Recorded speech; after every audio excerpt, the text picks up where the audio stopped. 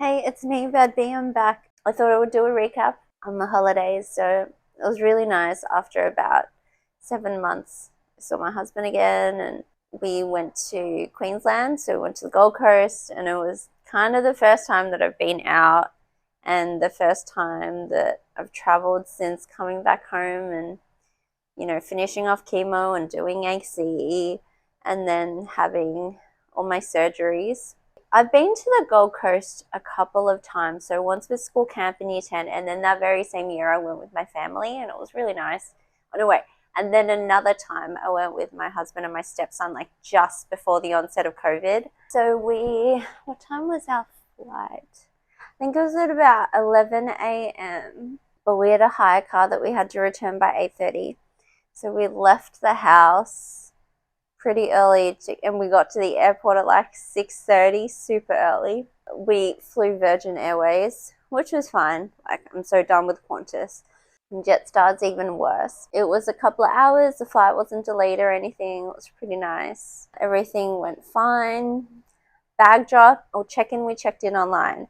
Bag drop was kind of a bit of a faff.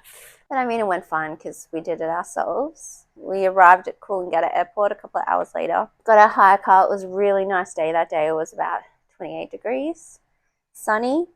We couldn't check into the apartment until 3 p.m. and it was like 1 p.m. So we went to Pacific Fair, the mall, or Packers, which is really nice. It's like half indoors, half open air, has luxury, but then also regular things like Kmart, and then had some lunch. Then a couple of hours had passed, so we could check into the apartment. It was a really nice apartment on the 53rd floor, I think it was, or 54th. 53 to 55. We had a designated parking spot. So there's one master bedroom with an ensuite and a balcony. The lounge, dining, and kitchen. There was a laundry. And then the boys had a twin bedroom with a balcony and their own little bathroom. And it was actually owned by Hilton Group, I think. Yeah, there were a couple of little things. So like when I had a shower, the shower didn't drain. So I was just kind of standing in like water up to my ankle and it was just kind of like, oh, I didn't bring thongs because I figured it was going to be a nice apartment. And then I decided like there must be something clogging the drain. So I got a bobby pin and I proceeded to unclog what felt like years of hair and sand from the drain. It was absolutely disgusting. But then after that, the shower drained properly. They provided towels and bedding, but it wouldn't be cleaned for the entire time we were there. First day, what did we do? I think the boys went to Movie World, and then my husband and I.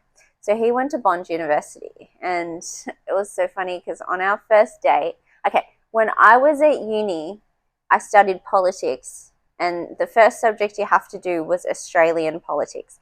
And my tutor was this old, grumpy white man, and he was just so racist.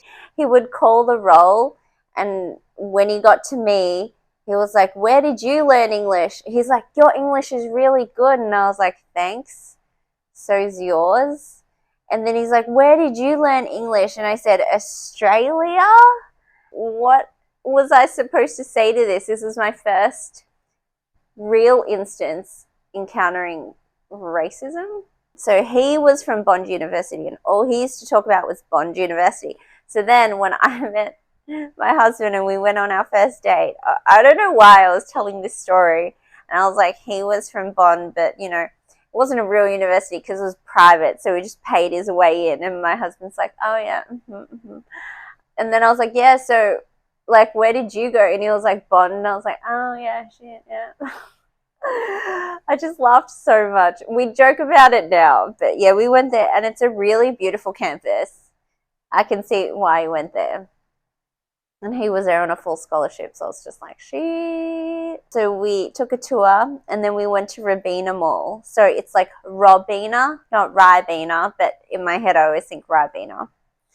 And like I really liked it there. There was this little ramen place and I have been craving Asian food since I got back to Australia because like where I live is really white.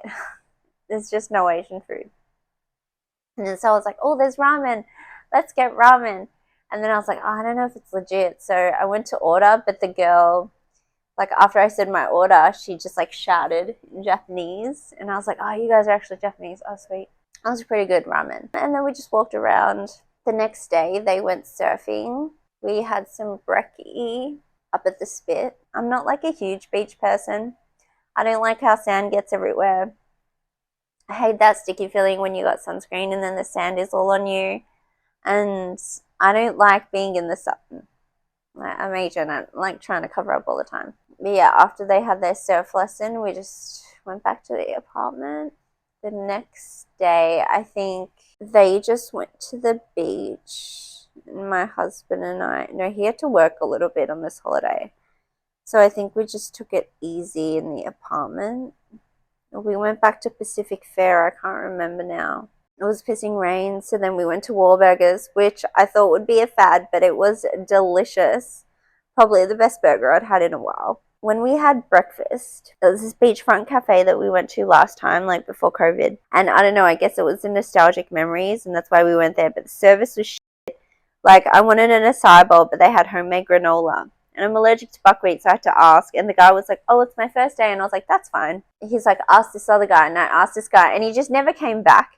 And I was like, well, I guess I'm not getting the acai bowl. And I got avo toast, like smashed avo, and it was like really underwhelming and quite expensive and like didn't have enough. So we went to the place next door, which seemed like I had better service. And yeah, it was better. I asked about the acai bowl and she's like, no, it doesn't have granola. No, it doesn't have buckwheat. I was like, sweet, I'll get that. I honestly can't remember anything with the chemo brain. I think we just walked around the shops again. Oh yeah, we tried to hire the boys surfboards, but they were like the swell's too big because it had just rained the day before. So they got bodyboards, and I think this was the day that we were leaving.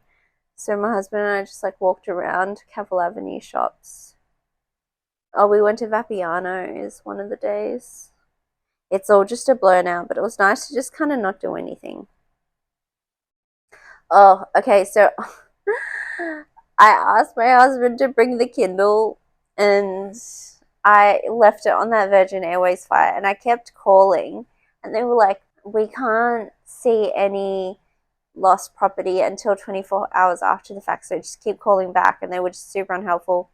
But then there was this one guy who legit tried to check and he's like, is it a blue Kindle with a tan case? And I was like, no, it's just a black Kindle. It was in the seat pocket. I feel like they just don't clean the aircraft properly. I guess it's gone. And then on the way back, the flight was delayed a little bit, like an hour or so, and it was like a 3 p.m. flight, so it was like kind of annoying. And then we got back from the airport pretty late. Yeah, stay tuned for more cancer things.